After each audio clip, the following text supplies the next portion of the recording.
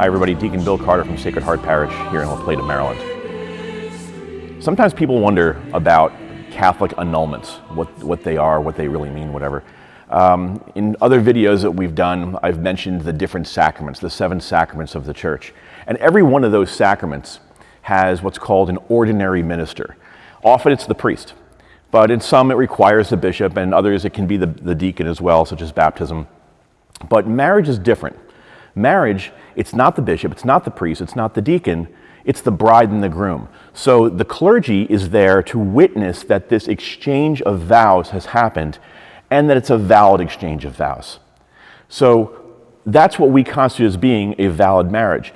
But there are certain times when marriages, for whatever reason, fall apart, unfortunately, and people are seeking to enter into a new marriage.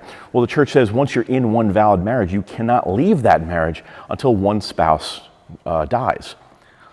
So what is an annulment? Well, technically speaking, no such thing. The Church does not give annulments. An annulment actually implies that some action has been taken by the Church to dissolve a marriage. And we know very well, Scripture tells us, whatever God has put together, man shall not separate. But the Church gives what's called a decree of nullity. Maybe it's splitting hairs, but it's saying that that exchange of vows between the bride and the groom on their wedding day, for whatever reason, was not valid. That's why a decree of nullity can't be given overnight. It can't be given very quickly.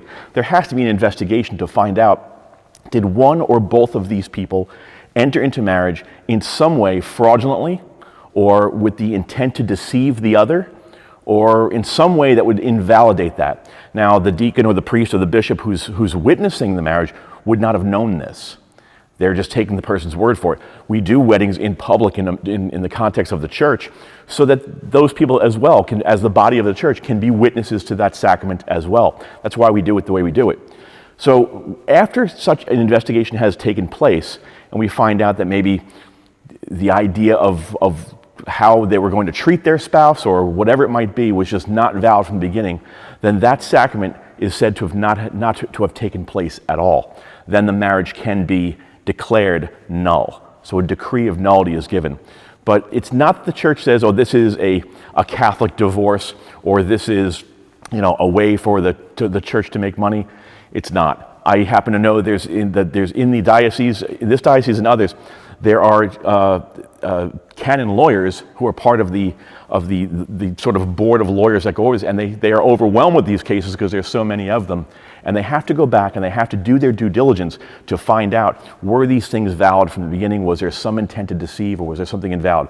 Was there another marriage many years earlier that was not properly dissolved civilly? That would be an issue as well. So there's a lot of things they need to look into to find out, was this valid from the beginning or not?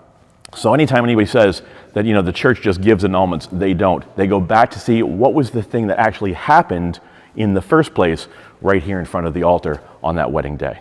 Hope that helps. God bless.